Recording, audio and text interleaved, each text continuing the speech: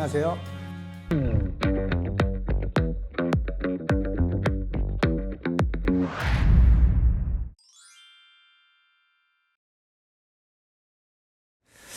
오늘은 그 두 가지 오류에 대해서 한번 이야기를 풀어가 보도록 하겠습니다. 우리가 살고 있는 이 세상에 수많은 그 신호들이 우리한테 들어옵니다.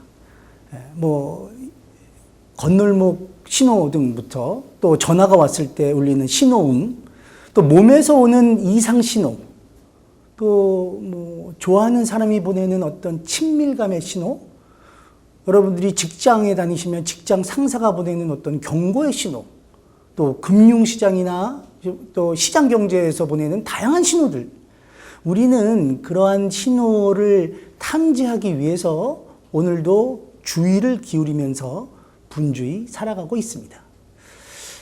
우리가 매 순간 경험하는 그런 상황은 신호가 있거나 혹은 없거나 이 둘 중에 하나일 것입니다. 그리고 신호의 유무에 대한 우리의 최종 판단 역시 신호가 있다 혹은 신호가 없다, 이 둘 중에 하나가 될 것입니다. 물론 잘 모르겠다, 이런 모른다거나 판단의 유보는 제외하고 말이죠. 실제 우리가 사는 세상에서 신호는 매우 뚜렷하게 나타날 수도 있고, 혹은 신호가 매우 약하거나 혹은 주변에 방해되는 자극들, 우리가 흔히 노이즈라고 얘기하는데, 이런 방해되는 자극들에 의해서 신호 유무의 판단이 어려울 수도 있습니다. 심리 실험실에서 참가자들에게 가령 시작 소리가 들리고 난 후에 컴퓨터 모니터에 빨간 동그라미가 나오면 있다 라고 대답하고, 빨간 동그라미가 나오지 않으면 없다 라고 대답하는 그런 간단한 시각 실험을 한번 생각해 보기로 하겠습니다. 빨간 동그라미 자극, 즉 신호가 있을 때 있다 라고 대답하거나 혹은 없을 때 없다 라고 대답하면 정답이 되는 그런 간단한 실험입니다. 빨간 동그라미가 빈 화면 중앙에 선명하게 제시된다면 정상적인 시력을 가진 참가자라면 틀릴 이유가 없습니다. 그런데 만일 이 빨간 동그라미의 크기가 매우 작고 또 화면에 마치 안개나 모래가 흩뿌려져 있는 것처럼 노이즈가 많고 또 제시 시간도 아주 매우 짧다면 틀린 대답이 늘어날 수밖에 없겠죠. 이때 틀린 대답에는 두 가지 종류가 있는데, 그 신호, 즉 빨간 동그라미가 제시되지 않았는데도 있다라고 하거나 혹은 제시되었는데도 없다라고 그렇게 대답하는 경우입니다. 즉 신호 탐지에서 나타날 수 있는 이 두 가지 오류는 신호가 없는데 있다고 하는 것을 우리가 보통 오경보, 영어로는 false alarm 이렇게 부르고요. 신호가 있는데도 없다라고 하는 것, 영어로는 miss 하는 거죠. 그래서 누락, 우리말로는 누락이라고 이렇게 부릅니다. 어떤 오류든 간에 피하는 것이 제일 좋긴 하겠지만, 이 두 가지 오류는 하나를 피하려고 하면 다른 하나가 늘어나는 그런 속성을 갖고 있습니다. 이 두 가지 오류 중 반드시 피해야만 하는 오류를 선택해야 하는 상황이라면 여러분은 어떤 오류를 피하는 것이 좋다고 생각하십니까? 가령 공군 레이더 부대에서 적기의 출현을 감시하는 병사를 한번 떠올려 볼까요? 적기는 이 병사에게 매우 중요한 신호가 될 겁니다. 그리고 이 신호가 나타난다면 경보 단추를 눌러서 아군의 전투기도 서둘러 이륙을 해야 하는 것이죠. 적기가 나타났을 때 정확하게 단추를 누르거나 혹은 적기가 나타나지 않았을 때 단추를 누르지 않으면 아무 문제가 없습니다. 하지만 레이더 화면에는 적기의 신호만 나타나는 것이 아니라 여러 방해 신호들, 즉 노이즈, 이런 것들이 있게 마련입니다. 민간 항공기나 날아가는 철새떼 등 이런 노이즈들이 나타나고, 레이더 탐지병사는 이런 노이즈로부터 진짜 신호를 구분해내야 하는 것입니다. 하지만 잘못 구분하게 되면 두 가지 오류가 발생하는데요. 앞서 말씀드린 것처럼 적기가 나타나지 않았는데 단추를 누르는 오경보와 적기가 나타났는데 단추를 누르지 않은 누락 오류입니다. 이 병사에게 어떤 오류를 피하는 것이 여러분들은 더 중요하다고 생각하십니까? 다시 말해서 어떤 오류를 범하는 것이 더 치명적인 것이냐 이거죠. 제가 뭐 군사 전문가는 아니지만 적기를 탐지 못해서 일어나는 손실은 상상 이상일 것입니다. 즉 레이더 탐지의 경우 이 오경보 오류보다 누락 오류를 피하는 것이 더 중요한 것이죠. 만일 레이더 탐지 병사가 노이즈를 신호로 착각해서 오경보를 했다고 한번 가정해 보겠습니다. 그래서 아군의 전투기도 비상이 걸려서 출격하는 등 소동이 일어날 수 있고요. 그 책임을 물어서 그 병사에게 아주 심한 처벌이 내려졌다면 어떻게 될까요? 병사들은 앞으로 레이더 이렇게 보면서 오경보를 피하기 위해서 이 단추 누르는, 이 경보 단추를 누르는 판단을 매우 신중하게 할 것이고 그에 따라서 오경보 오류는 줄어들 것입니다. 하지만 그와 동시에 적기가 정말 나타났을 때 누락하는, 미스하는 오류도 증가할 수 있습니다. 즉 오경보 오류가 줄어드는 대신 누락 오류는 증가하는 것이죠. 따라서 오경보에 대한 심한 처벌을 하는 지휘관은 자신이 누락의 오류를 증가시키고 있다는 점을 깨달아야 합니다. 이제 조금 다른 상황을 한번 생각해 보겠습니다. 가령 판사의 경우도 항상 이 사람이 죄가 있는가 아니면 죄가 없는가 뭐 이런 것들을 판단해야 되는 것이죠. 즉 판사가 죄를 우리가 신호라고 했을 때 죄가 있는 사람에게 유죄다, 죄가 없는 사람에게 무죄다 이렇게 판결을 내리는 것은 뭐 너무나도 당연한 일이죠. 하지만 그러한 판결에도 앞서 말씀드린 것처럼 두 가지 오류가 생길 수 있습니다. 죄 없는 사람에게 유죄라고 하거나 뭐죠? 오경보 오류입니다. 죄 있는 사람에게 무죄 판결을 내리거나 뭐죠? 미스하는 거죠. 누락 오류를 내릴 수 있습니다.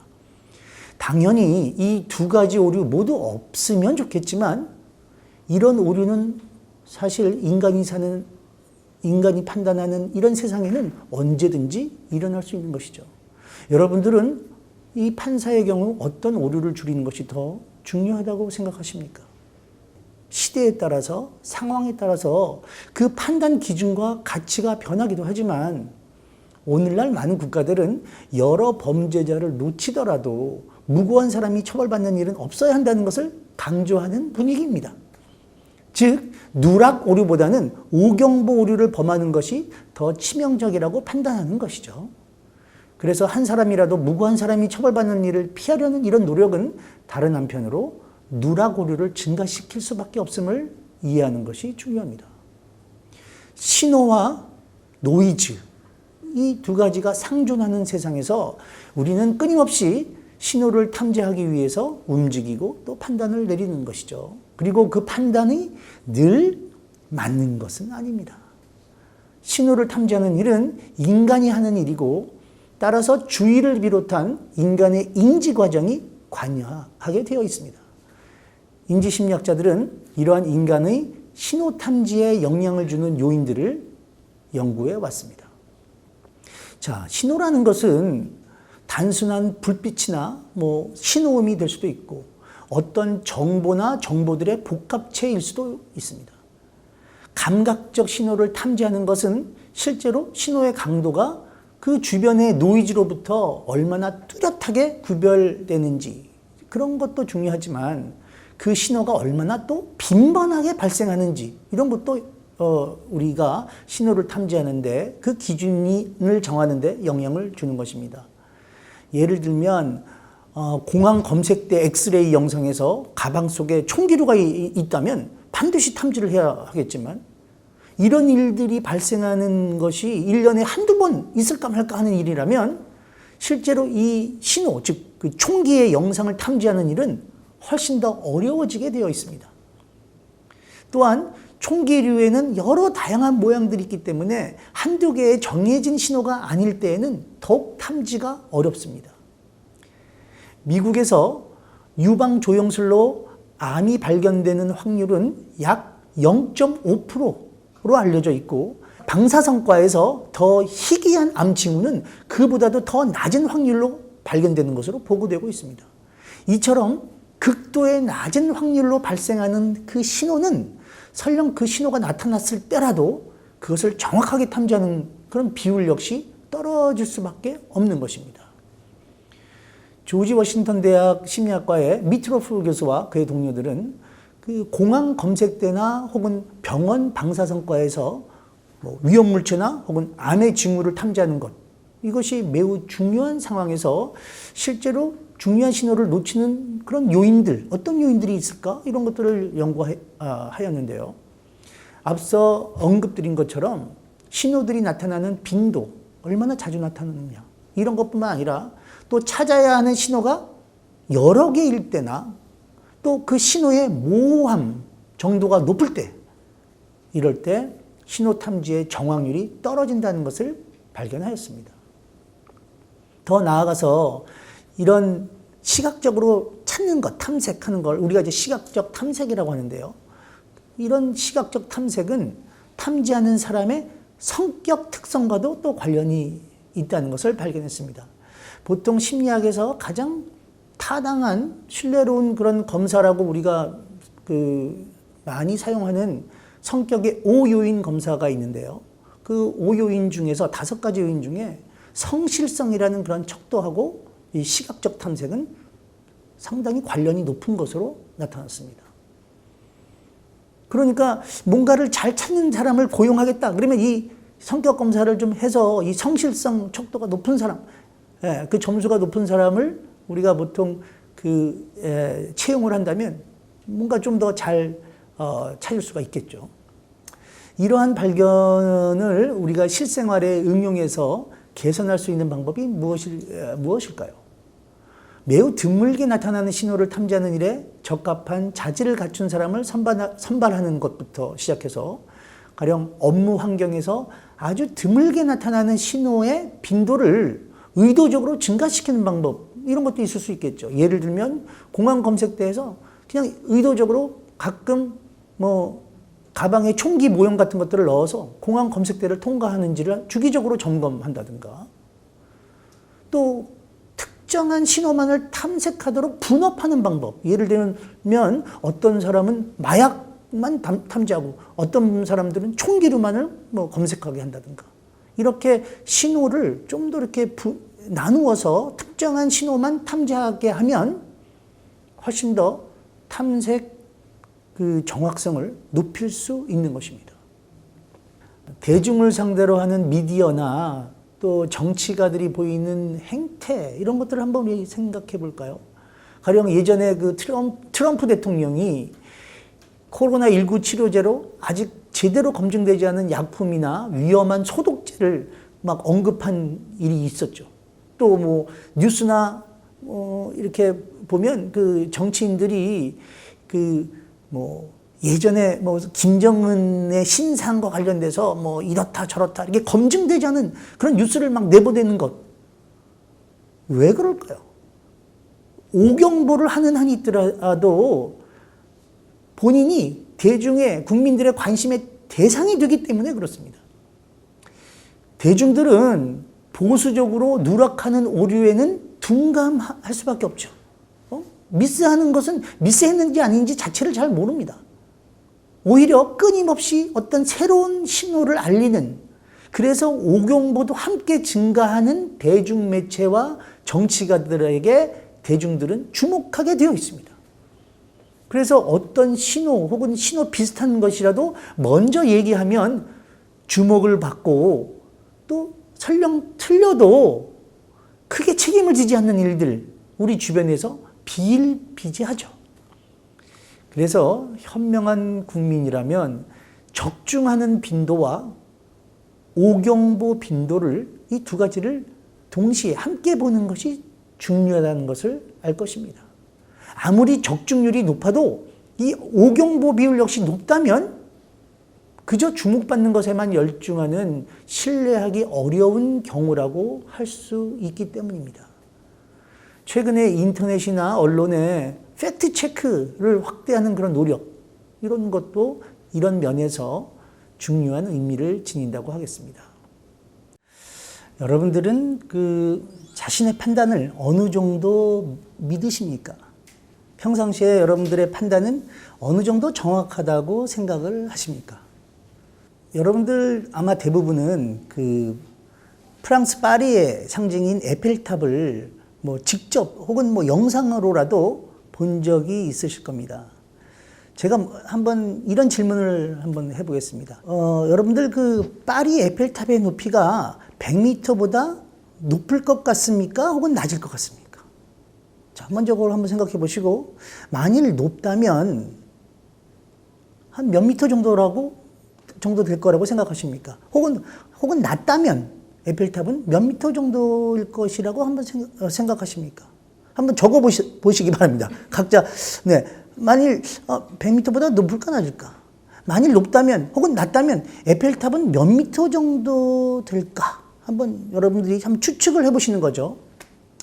그리고 이어서 여러분들이 한 98%, 이건 뭐 거의 10중 8구, 이건 에펠탑의 높이는 뭐 요 높이에서 요 높이, 최소 요거보단 높고 요거보단 낮을 거야. 그 한번 구간을 한번 여러분들이 한번 적어 보시기 바랍니다. 다 쓰셨습니까? 네, 여러분들 미리 종이에 한번 적으시고 제 강의를 계속 들어보시면 되겠습니다. 자, 제가 조금 전 여러분들에게 했던 그 질문을 조금 변형시켜서 만일 다른 분들에게 이렇게 질문을 했다고 한번 해보겠습니다. 파리의 에펠탑 높이가 500m보다 높을까요? 낮을까요? 이렇게. 그리고 나서 만일 높다면 혹은 낮다면 에펠탑의 높이는 어느 정도라고 생각하십니까? 자, 제가 여러분들에게 처음 드렸던 그 질문과의 차이는 처음에 제가 에펠탑의 높이를 각각 100m라고 한 건데 그 다음엔 500m보다 높을까요? 낮을까요? 이렇게 기준으로 그 기준점이 좀 달라진 것뿐이죠. 그런데 이 질문 하나 때문에 사람들이 추측하는 에펠탑의 높이는 큰 차이를 보입니다. 그 100m를 기준으로 높낮이를 생각한 사람들은 500m를 기준으로 생각한 사람들보다 에펠탑의 높이를 훨씬 더 낮게 판단합니다. 제가 강의실에서 대학생들에게 이 실험을 해보면 100m를 기준으로 높낮이를 먼저 판단하도록 한 경우에는 학생들의 그 에펠탑의 높이, 추측한 높이는 평균 약 140m 정도 이렇게 다 모아서 제가 평균을 내보면 약 140m 정도로 에펠탑의 높이를 추정합니다. 심지어 에펠탑을 직접 본 사람들도 그렇게 별로 다르지 않습니다. 그런데 여러분들 실제 에펠탑의 높이는 몇 미터인지 물론 인터넷 찾아보면 나오겠지만요. 실제 높이 324m입니다. 자, 여러분들의 대답 한번 다시 한번 보십시오. 실제 에펠탑의 높이하고 유사합니까? 아니면 제 강의실에 대학생들 그 140m 그 근방에 있습니까? 네. 그리고 여러분들이 설정한 그 에펠탑 높이의 그 범위, 최소 요거보단 높고 이거보단 낮을 거야. 그 범위 안에 에펠탑 실제로 324m가 있습니까? 만약에 여러분들이 100m보다는 높을 것 같고 최소 뭐 50m에서 뭐 나는 300m 사이일 것 같아. 그럼 여러분들 틀리신 거죠. 그렇죠? 네. 98%의 확신을 갖고 제가 그 범위를 정하라고 말씀드렸는데 그 범위 안에 실제 에펠탑의 높이가 있지 않으면 여러분들은 틀리신 겁니다. 자, 이 문제와 관련돼서는 제가 조금 이따가 다시 한번 말씀을 한번 드리겠습니다. 여러분들에게 에펠탑의 높이가 100m보다 높은지 낮은지를 먼저 물어봄으로써 많은 분들은 자신도 모르게 그 100m를 기준으로 에펠탑의 높이를 위나 아래로 조절하는 그런 사고 과정을 거치게 된 것이고요. 만일 500m보다 높은지 낮은지를 제가 처음에 물어봤다면 그 기준을 500m가 되고 그 기준을 중심으로 높이를 조절해서 판단하게 되는 것입니다. 마치 바닷가에 배가 정박을 할 때 영어로는 앵커라고 하죠. 이 닻을 내리고 그 주변에서 크게 벗어나지 않은 것처럼 우리의 판단이 사전에 주어진 그 기준을 중심으로 크게 벗어나지 못하는 그런 경향을 심리학에서는 정박 효과, 영어로는 앵커링 이펙트라고 부릅니다. 우리의 일상생활에서 그리고 사회, 경제, 정치, 교육 등 우리 인간의 판단이 관여하는 대부분의 분야에서 이러한 정박 효과는 언제든지 일어날 수 있습니다. 뭐 친구에게 갑자기 전화가 와서 제가 집에 있는데 뭐 30분 후에 뭐 자주 가는 식당에서 만나자. 뭐 이렇게 하면 내가 지금 시간이 없어. 조금만 더 있다가 보자. 그랬을 때 보통 기껏해야 하고 30분에서 10분 더 늘려서 40분 후에 뭐 이렇게 만나자고 그 약간의 조정을 하고 하던 일을 이제 서둘러 마치려고 나가려고 하는데 사실은 또 여러 가지 일들이 생기죠. 뭐 강아지 물도 줘야 되고 뭐 마스크도 챙기고 뭐 택배도 또 있으면 또 옮겨놔야 되고 그러다 보면 허겁지겁 약속 시간에 늦게 됩니다. 이런 경험들이 아마 있으실 겁니다. 이것도 일종의 30분이라는 기준 때문에 거기에서 많이 벗어나지 못하는 것이죠. 여러분이 백화점에서 쇼핑을 하실 때 가령 점원이 처음에 아주 비싼 상품을 먼저 보여주면 여러분은 어쩌면 자신이 사려고 했던 그 가격보다 꽤 비싼 상품을 구매해서 백화점에 나오는 자신의 모습을 발견하실 수도 있을 겁니다. 그 점원이 여러분에게 만들어 놓은 매우 높은 가격의 기준 때문이죠. 협상 과정에서도 최종 조절되지 않은 어떤 기준들이 처음에 제시되느냐가 중요한 역할을 합니다. 금융 투자나 심지어 군사적 판단에도 정박 효과가 작용할 수 있다는 말씀입니다. 이제 다시 처음에 여러분들에게 했던 질문 중에 에펠탑의 높이를 최소 몇 미터에서 최대 몇 미터의 구간 설정해 보라고 하였고 그 구간 안에 실제 에펠탑의 높이가 있을 확률이 98% 정도 되도록 제가 요청드렸던 것 기억하십니까? 만약 여러분이 에펠탑의 높이를 최소 아까 말씀드린 것처럼 50m에서 최대 250m라고 생각했다면 여러분들의 판단은 틀린 것이죠. 보통 우리가 그 실내 구간 98%라고 한다면 제가 이 질문을 100명에게 했다면 이 100명 중에 98명은 자기 대답이 맞아야 합니다. 하지만 여러분들 중에 제가 짐작컨대 반 이상은 틀렸을 것입니다. 실제로 제가 강의를 수강하는 우리 대학생들에게 물어보면 반 이상 잘못된 구간을 설정합니다. 기준을 주지 않고 일반적 판단 문제들, 예를 들면 2015년 인도네시아의 총 인구수는 최소 몇 명에서 최대 몇 명일까요? 실내 구간 한 90% 범위에서 판단해 보세요. 이렇게 해도 사람들은 40% 이상 잘못된 판단을 하고 있습니다. 이런 것들 다 인지심리학자들이 발견한 것이죠. 이런 발견의 의미는 일반적으로 우리들은 본인이 잘 알지 못하는 것에 대해서도 자신의 판단이 맞을 거라는 과도한 확신을 한다는 점입니다. 일반적으로 우리들은 자신의 생각이 틀릴 수 있다는 것에 대해서 잘 생각하지 못합니다. 자신이 이미 가지고 있는 신념에 지나치게 의존해서 자신의 신념을 지지해주는 증거들은 받아들이고 그렇지 않은 증거들은 무시하거나 혹은 예외적인 것으로 치부해버립니다. 가령 자신이 지지하는 정당이 잘하면 역시 자신의 생각이 맞다고 그렇게 생각하지만 만약에 잘못하면 별것 아니네 이렇게 별것 아닌 것으로 그냥 가볍게 생각하고 넘어가는 것이죠.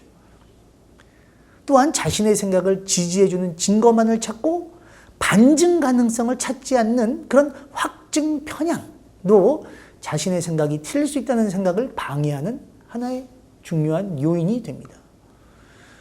더욱이 우리는 임의의 기준이 만들어지면 그것을 근거로 판단을 하게 되는데 그 기준 자체가 잘못된 것이거나 혹은 매우 주관적인 경우라고 하더라도 그 기준에 과도하게 의존하고 아까 말씀드린 것처럼 그 기준에 대해서는 어떤 조절을 잘 하지 않는 그런 경향이 있습니다. 특히 지위가 높을수록 권력이 있을수록 그런 경향이 더 커진다고 말씀드릴 수 있습니다. 에펠탑의 높이를 98% 확신할 수 있는 구간을 정할 때에도 사람들은 매우 협소한 구간을 설정하고 98% 맞을 것이라고 생각합니다. 정보가 별로 없는 상태에서도 가용한 일부 정보만을 사용해서 확신에 찬 판단을 내리기도 합니다. 인지심리학자로서는 최초로 노벨 경제학상을 받은 그 카네만 교수는 사람들이 여러 판단 상황, 예를 들면 뭐 불치병을 가진 사람들의 수명이 어느 정도 될 것인가, 법정에서 피고가 유죄를 받을 확률이 어느 정도 되는가, 뭐 어떤 회사가 파산할 가능성이 어느 정도 되는가, 뭐 이런 판단하는 상황에서 자신의 판단을 과신하는 경향이 있음을 밝힌 바가 있습니다. 특히 정치인들은 자신의 판단을 지나치게 확신하는 경향이 있는 것으로 여러 연구 결과들은 보고하고 있습니다. 미국을 비롯한 세계 각국의 정치 지도자, 상하원 의원들의 섹스 스캔들이나 혹은 부적절한 행동으로 문제를 일으킨 예는 부지기수죠. 왜 이런 일이 일어날까요? 적어도 부분적으로는 지위가 높은 권력이 있는 이런 분들이 자신들의 은밀한 사생활이 들통나지 않을 것이라는 지나친 자신감이 개입되었을 가능성이 있는 것이죠. 더욱이 이 지위가 높고 주변에 자신의 생각에 도전하는 사람이 없다면 그 사람은 더욱 지나친 자신감에 더해서 다른 사람도 자신의 생각과 같을 것이다 라는 그런 착각을 할 가능성이 커지게 되는 것입니다. 정치인들의 과신은 또한 정책적 판단을 내려야 할 때 자신들이 생각하는 근거나 자료가 매우 정확하다는 과신으로 또 이어집니다. 하지만 우리는 이미 많은 정책의 실패를 보고 있고 여전히 확신에 찬 정치가들의 이야기를 듣고 있습니다. 여야를 떠나서 말이죠. 자신이나 혹은 자신이 속한 집단이 다른 사람이나 혹은 다른 집단과 대립하는 상황에서는 더욱 자신이나 자신이 속한 집단의 생각이 맞다는 확신을 하게 되는데, 펜실베니아 대학 심리학과 교수인 조나단 바론 교수는 이를 My Side Bias, 내 편 편향이라는 라고 이름을 붙였습니다. 여야가 대립할 때 정치인들은 내 편 편향에 빠지게 되고 이것은 더욱 대립과 갈등을 심화시키게 됩니다. 우리 당의 입장이 옳다는 과도한 자신감은 상대 당의 입장이 적어도 부분적으로 옳을 수 있다는 생각조차 할 수 없게 만드는 그런 것이죠. 자, 그렇다고 자신감이라는 것이 늘 나쁘다고 말씀드리는 건 아닙니다. 진화적인 관점에서 자신감은 분명 적응적 가치를 지니고 있고 또 긍정적 효과도 줍니다. 같은 난이도의 과제 수행을 할 때에도 자신감이 있을 때 훨씬 더 잘합니다. 스포츠 경기나 뭐 정신 건강이나 뭐 사업이나 심지어 전쟁에서도 자신감은 도움이 되고 또 승패의 주요 요소이죠. 그 이유는 자신감이 성취 동기나 사기도 높여지면서 더 끈기 있게 지속적으로 일하게 만들고 또 과장된 표현을 해도 사람들에게 신뢰감을 줄 수 있기 때문에 그렇습니다. 그래서 선거에서도 자신감이 높은 후보자가 이길 확률이 높습니다. 하지만 정치 지도자가 대다수 국민들에게 영향을 줄 수 있는 중요한 사안에 대해서 판단을 할 때 지나친 자신감은 그 이득보다 손실이 클 수 있음을 관가해서는 안 됩니다. 우리가 이미 겪은 국가 재정 붕괴나 수많은 정책 실패와 커다란 인재들 그리고 전쟁도 그러한 막대한 손실에 해당되기 때문입니다.